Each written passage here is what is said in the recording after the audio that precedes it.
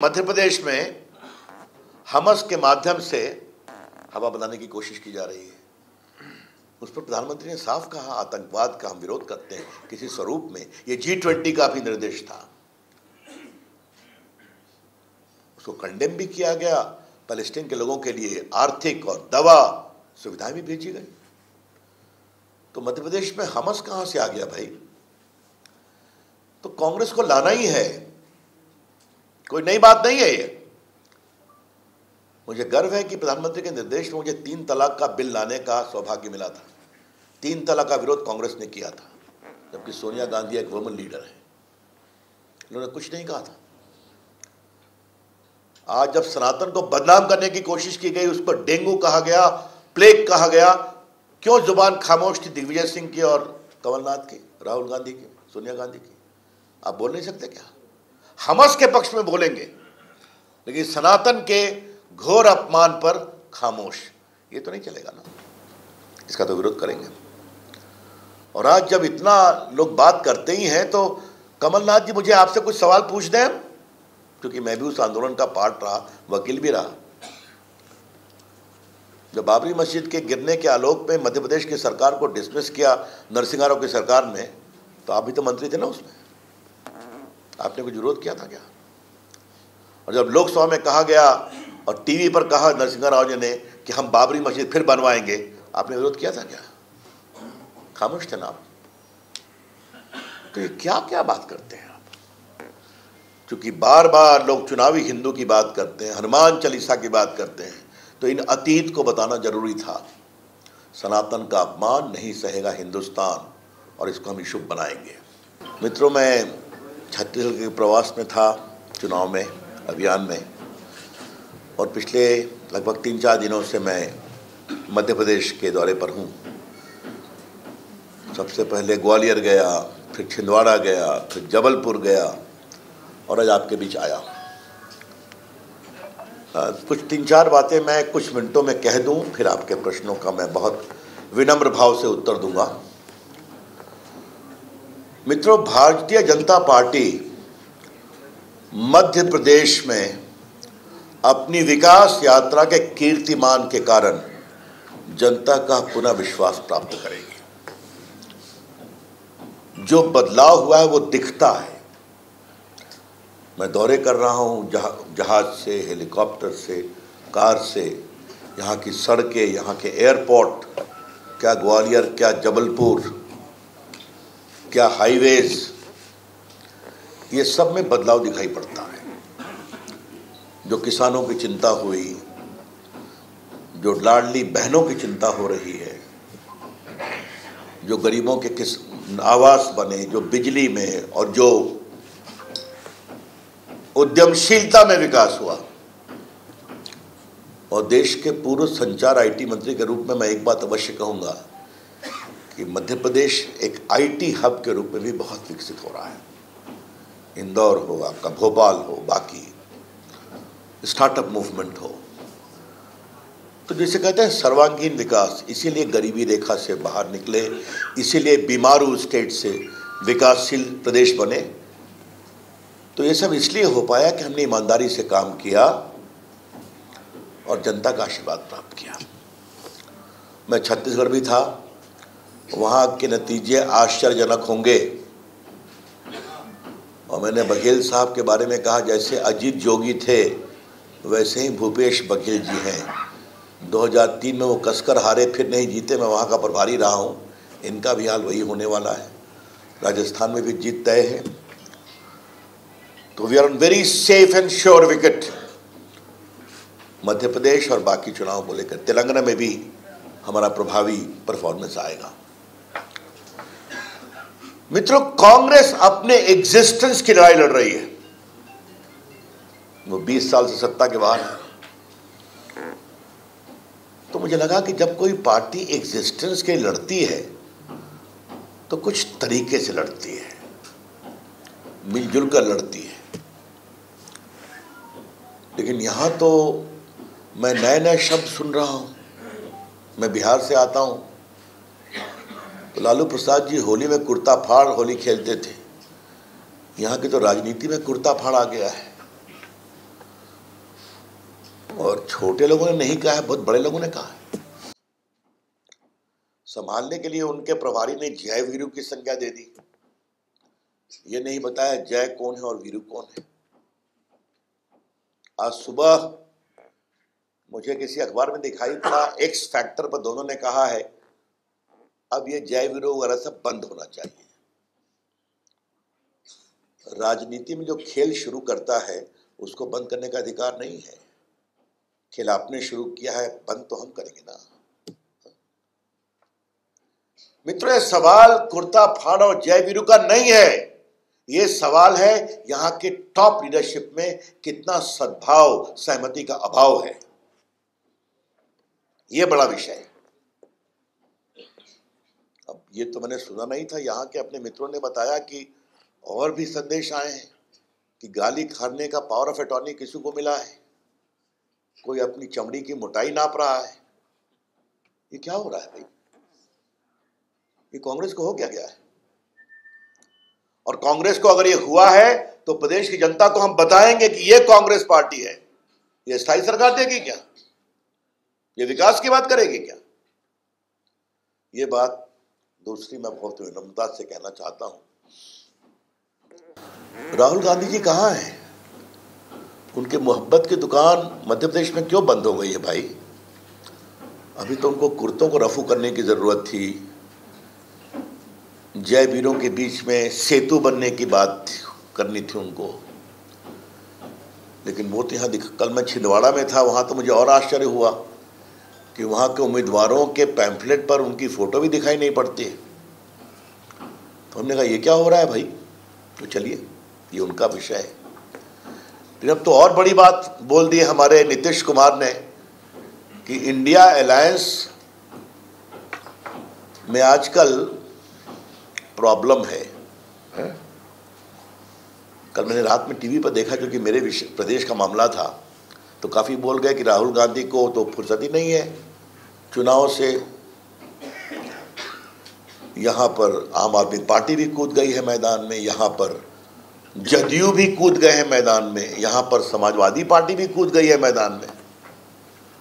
और मैं एक इंटरव्यू पढ़ रहा था कमलनाथ जी का, उसने कहा यहाँ तो लोगों का कोई वजूद नहीं है, तो उनको क्या हम कोई स्थान दें? बीजेपी और कांग्रेस की सीधी लड़ाई। तो भैया कमलनाथ जी और राहुल गांधी जी, अगर लड़ाई सीधी है तो आप लोग 6 महीने से क्या नाटक कर रहे हैं इंडिया अलायंस का? पटना की बैठक, बेंगलुरु की बैठक, मुंबई की बैठक, और एक सार्थक विकल्प के रूप में आए हैं। तो अभी तो लोकसभा के चुनाव की उसका कोई उद्घोष भी नहीं हुआ है और आप पहले ही बिखर रहे हैं। यह अवसरवादी गठबंधन है, it's a pure opportunistic alliance. तो बिखरना ही था। कल देखा अखिलेश बाबू ने घोषणा कर दी कि 80 सीट में अलायंस होगा तो हम 65 लड़ेंगे, बाकी में सब एडजस्ट करो।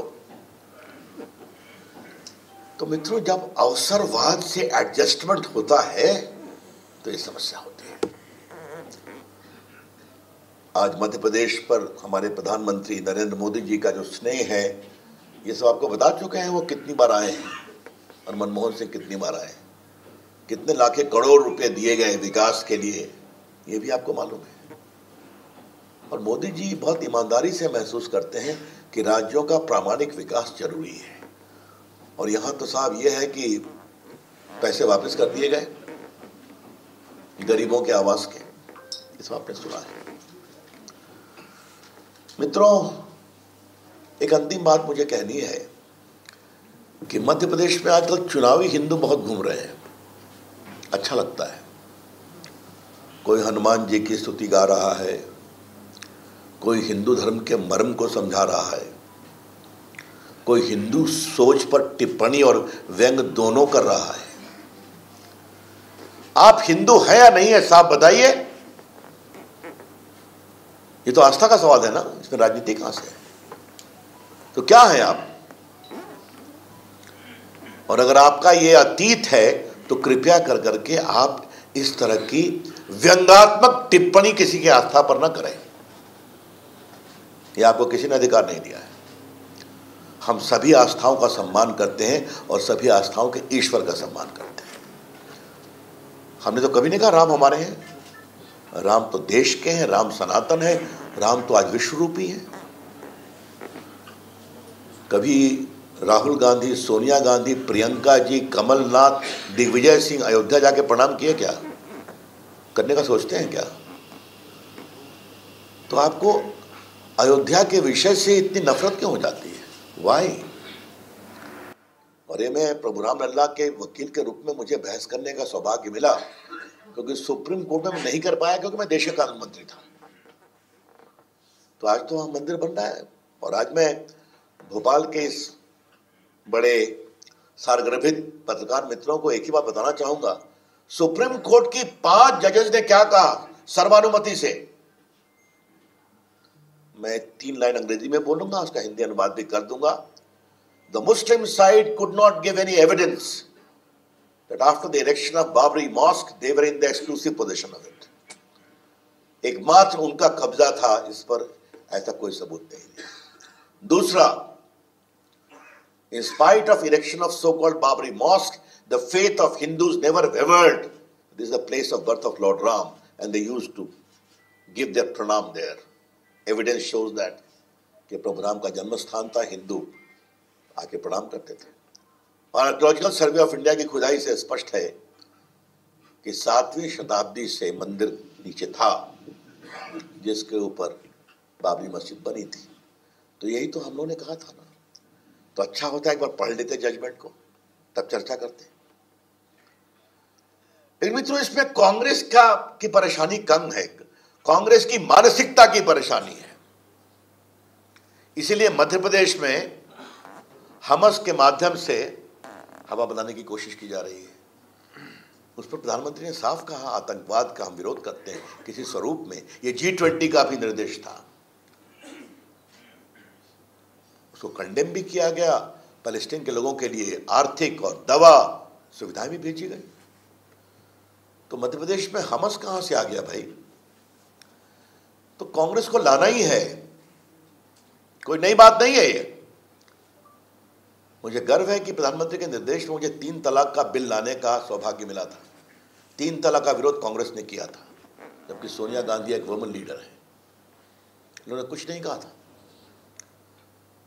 आज जब सनातन को बदनाम करने की कोशिश की गई, उस पर डेंगू कहा गया, प्लेग कहा गया, क्यों जुबान खामोश थी दिग्विजय सिंह की और कमलनाथ की, राहुल गांधी की, सोनिया गांधी की? आप बोल नहीं सकते क्या? हमस के पक्ष में बोलेंगे, लेकिन सनातन के घोर अपमान पर खामोश, ये तो नहीं चलेगा ना। इसका तो विरोध करेंगे। और आज जब इतना लोग बात करते ही हैं, तो कमलनाथ जी मुझे आपसे कुछ सवाल पूछ दें, क्योंकि मैं भी उस आंदोलन का पार्ट रहा, वकील भी रहा। जब बाबरी मस्जिद के गिरने के आलोक में मध्य प्रदेश की सरकार को डिसमिस किया नरसिंह राव की सरकार ने, तो आप भी तो मंत्री थे ना उसमें, आपने कुछ विरोध किया था क्या? और जब लोकसभा में कहा गया और टीवी पर कहा नरसिंह राव जी ने कि हम बाबरी मस्जिद फिर बनवाएंगे, आपने विरोध किया था क्या? खामोश थे ना आप। तो ये क्या क्या बात करते हैं आप? क्योंकि बार बार लोग चुनावी हिंदू की बात करते हैं, हनुमान चालीसा की बात करते हैं, तो इन अतीत को बताना जरूरी था। सनातन का अपमान नहीं सहेगा हिंदुस्तान, और इसको हम शुभ बनाएंगे। ये बात हमको बहुत, और देखिए कोई नई बात मैं नहीं कह रहा हूं, आप सभी जानते हैं, खाली आपको रिकॉल करा रहा हूं। प्रभु राम को काल्पनिक कैरेक्टर किसने कहा? मनमोहन की सरकार ने। सुप्रीम कोर्ट में राम सेतु की सुनवाई में एफिडेविट पर कहा कि Ram was a fictional character. मैं पार्टी का मुख्य प्रवक्ता था, मुझे कहा मैंने विश्वास नहीं कर, एफिडेविट आया तो मैं तो अवाक रह गया। तो बड़ा कस के विषय उठाया, तो सोनिया जी इटली गई हुई थी, जब लगा फंस रहे हैं तो फिर कहा इसको बदलो। तो कौन सी बात है हमेशा, ये क्यों करते हैं आप? ये ठीक नहीं है। हम बिल्कुल विकास पर लड़ना चाहते हैं, लेकिन मध्य प्रदेश एक आस्था, आध्यात्म और संस्कार की भी बहुत बड़ी जननी है, प्रदेश है, जहाँ महाकाल विराजते हैं, जहाँ ओंकारेश्वर में प्रभु महादेव विराजते हैं, जहाँ शिप्रा किराने संतों ने साधना की है। हम उसका सम्मान करते हैं, करेंगे, इसलिए तो उसका पूरा इम्प्रूवमेंट किया हम लोगों ने। मित्रों, मुझे अपनी ओर से इतना ही कहना था। अब मैं आपके सवाल का उत्तर देने को, जो भाई साहब कहेंगे उनका मैं उत्तर दूंगा, इसलिए प्लीज ये क्षमा करिए कि पहले इस बात को थोड़ा सा मैं बड़ा अपने गंभीर और संवेदनशील विषय उठाया है। भारत सरकार ने प्रभुराम के मंदिर के निर्माण में कोर्ट के निर्देशों की त्वरित पालन कर करके उसका रास्ता बनाया है। कोर्ट ने कहा ट्रस्ट बनाओ, एक समय सीमा के अंदर बनाओ, मुस्लिम साइड के लिए 5 एकड़ जमीन दो, बाकी कुछ हो, और बाकी ट्रस्ट वो काम कर रहा है। लेकिन उसके रास्ते के अवरोध का समाप्त किया है। अब मैं नाम नहीं लूंगा, सुप्रीम कोर्ट की सुनवाई में उस समय के कांग्रेस के बड़े वकील नेताओं ने क्या कहा, क्यों सुनवाई कर रहे हैं, मत करिए, ये भी सच्चाई है। देखिए, आपके सवाल का मैं सीधा जवाब दे दूं। सनातन हमला है क्या, पॉलिटिकल हिंदू का विवरण हमला है क्या? अगर किसी ने राम जन्मभूमि के उद्घाटन 22 जनवरी को पोस्टर लगा दिया तो उस पर आपत्ति हमने किया क्या? तो आप लाएंगे तो जवाब तो सुनेंगे। As far as economic performance is concerned, let me clarify. I think the whole world knows that India today is the 5th biggest economy of the world. In the coming 2-3 months, going to become 2-3 years, going to become the 3rd biggest economy. The IMF is saying, World Bank is saying. तो आज ये इसीलिए अब मैं यहाँ बैठा हूँ। देखिए, आप लोग की अनुमति से एक बात कहना चाहता हूँ। कितने मोबाइल फ़ोन से मेरा पूरा रिकॉर्ड हो रहा है। अब तो कैमरे बेचारे पीछे चले गए, अब तो यही काम करते हैं। मैंने इस, एक मिनट भैया, 14 में आईटी मंत्री था, इलेक्ट्रॉनिक मंत्री भी था, सिर्फ 2 मोबाइल फैक्ट्री थी, अब 270 है, और भारत दुनिया का 2nd बिगेस्ट मोबाइल मैन्युफैक्चरर बन गया है। एप्पल का देखिए लगभग 1 लाख करोड़ का एक्सपोर्ट हो रहा है, तो अच्छी बात है, सब काम करते हैं। ऐसा है, मैंने सीधे सवाल उठाए, उसमें आक्रामकता किस बात की है भाई? लेकिन क्या हम इस बात को छोड़ दें? अभी मैंने अतीत की बहुत विधों को रिकॉल किया, ये तो रिकॉर्ड की बात है ना। इसलिए मित्रों, मैं कल गया था छिंदवाड़ा भी, वहाँ रहा, मेरी प्रेस भी थी, बातचीत भी हुई।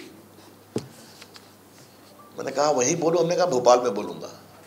कमलनाथ जी छिंदवाड़ा में बहुत कठिनाई में है, मैं आपको कह देना चाहता हूँ, और वो हार जाए तो आश्चर्य नहीं होगा, बिल्कुल। जिसे एक हताशा भरी लड़ाई कहते हैं ना, कैंपेन ऑफ डेस्परेशन, वो वहाँ है, लोगों ने देखा है वहाँ पर। तो ऐसा मेरा एक ऑब्जर्वेशन था, मैंने कहा बता दूं। हमारे बहुत से योग प्रवक्ता पैनलिस्ट हैं, इसका जवाब देंगे। इनको नई बात तो नहीं कह रहे ना, क्या 3 तलाक, क्या शाहबानो, सब पर तो उनका वही स्टैंड रहता है। एक मिनट दीदी, रवीश जी अभी आप देखिए, पहले जातिगत जनगणना के बारे में एक बात कहूंगा। राहुल गांधी आजकल जातिगत जनगणना की बात हर जगह बोलते हैं, और जब खग ही जाने खग की भाषा, तो वो बोले तो कमलनाथ भी बोल रहे हैं, दिग्विजय सिंह भी बोल रहे हैं। राहुल गांधी के बारे में मेरा कहना है, उनकी पॉलिटिक्स क्या है, कोई उनको चिट पकड़ा देता है, उसको पकड़ लेते हैं, है? तो कभी राफेल का चिट पकड़ लिए तो राफेल शुरू किए, वो खत्म हो गया, सुप्रीम कोर्ट ने माफी मांगे। तो फिर सावरकर जी की चिट पकड़ लिए, आई एम नॉट सावरकर, मैं माफी नहीं मांगूंगा। तो आजकल नीतीश कुमार ने उनको जात के जनगणना का चिट पकड़ा दिया है। और मैंने लोकसभा में कहा है उनके सामने कि आप होमवर्क नहीं करते, तो आज यहां भी कहूंगा राहुल गांधी होमवर्क नहीं करते, और कितना समझते हैं चर्चा बाद में हो करेंगे। लेकिन अगर वो जातिगत जनगणना की बात करते हैं तो क्या उसके नतीजे उनके परिवार पर लागू होंगे कि नहीं होंगे? जिसकी जितनी संख्या भारी उतनी उसकी हिस्सेदारी, तो उनके परिवार में लागू होगा कि वहां वही चलेगा, राहुल गांधी, राजीव गांधी के पुत्र, राजीव गांधी इंदिरा गांधी के पुत्र वगैरह वगैरह। मनोज जी, बिहार में जनगणना जो हुई है उसमें बहुत गड़बड़ी हुई है, अति पिछड़ों के हक को मारा गया कि वहां पर जो आपके अति पिछड़ों की संख्या कम की गई है, और सबसे पहली बार देश में मुसलमानों को फॉरवर्ड रखा गया, बैकवर्ड भी किया है, एक्सट्रीमली बैकवर्ड भी किया है। इसलिए आप निश्चिंत रहिए, मुझे गर्व है हमारी पार्टी पर कि हमारे 80 सांसद पिछड़े हैं भाजपा के, सबसे अधिक संख्या में विधायक ओबीसी और एक्सट्रीमली बैकवर्ड भाजपा के हैं, सबसे बड़ी संख्या में एसटी एससी भाजपा के हैं, बड़ी संख्या मुख्यमंत्रियों को बनाया, प्रधानमंत्री स्वयं ओबीसी हैं। आज द्रौपदी जी भारत की राष्ट्रपति है, पहली आदिवासी राष्ट्रपति। उसके पहले हमारे रामनाथ कोविंद जी थे, दलित समाज के बहुत ही योग्य राष्ट्रपति। तो हम ऐसे एम्पावर करते हैं। अब केजरीवाल जी के बारे में मैं क्या कहूँ, हम ही ने कहा था क्या कि शराब के उसमें इतना घोटाला करें, कुछ लोग को 300 करोड़ रुपया अधिक कमाई हो जाए, उसी पैसे से आप गोवा में कमीशन से इलेक्शन लड़ें, 6% वोट आए और आप नेशनल पार्टी बन जाएं, तो जवाब तो देना पड़ेगा ना केजरीवाल जी। आज नहीं आगे जाइएगा, लेकिन जवाब देना पड़ेगा आपको। मनोज सैनी जी, सॉरी कुछ लंबा हुआ, क्षमा करेंगे। हाँ, मैं बहुत विनम्रता से उसको रिपीट करूंगा। वो मुद्दा हमने उठाया क्या, आप मुझे बताइए, और एक ही उत्तर देंगे। आप अगर पिच पर लूज बॉल देंगे तो हम छक्का नहीं मारेंगे क्या? हमने कहा था क्या लूज बॉल देने को? हमने कहा था सनातन को गाली पड़ने को क्या? अगर किसी ने पोस्टर लगा दिया राम जन्मभूमि उद्घाटन का, तो उस पर क्यों हाय तौबा मचाते हैं?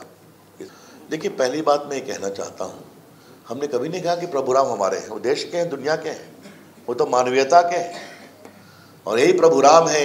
सनातन की बात करते हैं, माता शबरी के जूठे बेर किसने खाया? वो तो आदिवासी थी ना। वाल्मीकि कौन थे बताइए? उनकी लिखी रामायण सब लोग सम्मान से पढ़ते हैं कि नहीं? ईश्वरत्व है। स्वामी रविदास कौन थे? तो ये समझना बहुत ज़रूरी है। जहाँ तक प्राइसेस की बात है, ये एक फ्लक्चुएटिंग टेम्परामेंट होता है अनियन में और टमाटर में।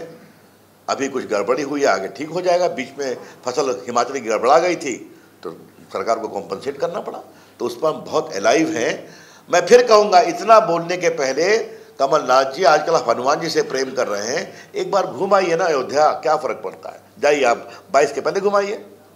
लेकिन मैं क्या कहूँ, आज तक सरदार पटेल की स्टैच्यू ऑफ यूनिटी पर ये लोग गए हैं क्या? क्या सोनिया जी, क्या राहुल गांधी, क्या प्रियंका जी, क्या दिग्विजय सिंह? वो तो हमारे नहीं थे ना, वो तो कांग्रेस पार्टी के नेता थे, प्रेसिडेंट भी थे। तो ये है, यह सब कुछ वोट की कलाई पर देखते हैं, कलाई पर देखते हैं। विपिन जी तो उनका पुराने जयवीरू, मतलब प्रामाणिक दोस्त, मजबूरी के जयवीरू नहीं। क्लियर? हम सभी मोर्चा के समय के साथी हैं, गर्व है हमें, हम साथी हैं। अब जो आपने पहला सवाल क्या किया था, दिग्विजय सिंह रैली। दिग्विजय सिंह जहां भी जाते हैं तो कुछ ना कुछ ऐसा बोलेंगे कि हमें एक मसाला देते रहेंगे। तो हम उनके साथ रैलियों के अभियान का बहुत स्वागत करते हैं, और हमारी मीडिया टीम बहुत क्लोज वॉच करेगी वो क्या बोलते हैं। देखिए, इस पर दो मुझे जवाब देना है। देश की जनता किसे भी वोट दे, जनता मालिक है, तो हम बहुत विनम्र भाव से उसे स्वीकार करते हैं। लेकिन हमें पूरा विश्वास है कि यहाँ भाजपा की विजय होगी, 24 में भी भाजपा की विजय होगी। और जहाँ तक आपने कहा सनातन खतरे में है, सनातन खतरे में किसी चुनाव के कारण नहीं है, सनातन खतरे में है मानसिकता के कारण। क्या स्टालिन साहब के पुत्र किसी अन्य आस्था के देव के बारे में इस तरह की बातें कह सकते हैं क्या? हिम्मत है उनकी? ये सवाल है। कैलाश विजयवर्गीय जी पार्टी के सीनियर नेता हैं, और वो इसका जवाब निश्चित रूप से देंगे। इस पर मुझे कोई टिप्पणी नहीं करनी चाहिए। इतना मुझे मालूम है, जहाँ तक बंगाल की बात है, तो बंगाल में ममता जी ने बहुत लोगों के खिलाफ बहुत केस कराए थे। चलिए शैलेंद्र जी, मैं छत्तीसगढ़ में काफ़ी दिन प्रचार करके आ रहा हूँ। वहाँ उनके सिटिंग मुख्यमंत्री को कांग्रेस ने अपना घोषित उम्मीदवार बनाया है क्या? मुख्यमंत्री को नहीं बनाया है। कमलनाथ जी के बारे में मैं सुनता हूँ, मैंने जानने की कोशिश की, कांग्रेस वर्किंग कमेटी ने उनकी औपचारिक घोषणा की है क्या पार्लियामेंट्री बोर्ड कर दी है? चलिए, हमारी सोच बड़ी स्पष्ट है कि पार्टी का सेंट्रल पार्लियामेंट्री बोर्ड चुनाव के बाद फैसला करेगा। आप निश्चित रहिए। अब ये सब पर राजस्थान में भाजपा के योग्य प्रवक्ता लोग हैं, जवाब देंगे इसका।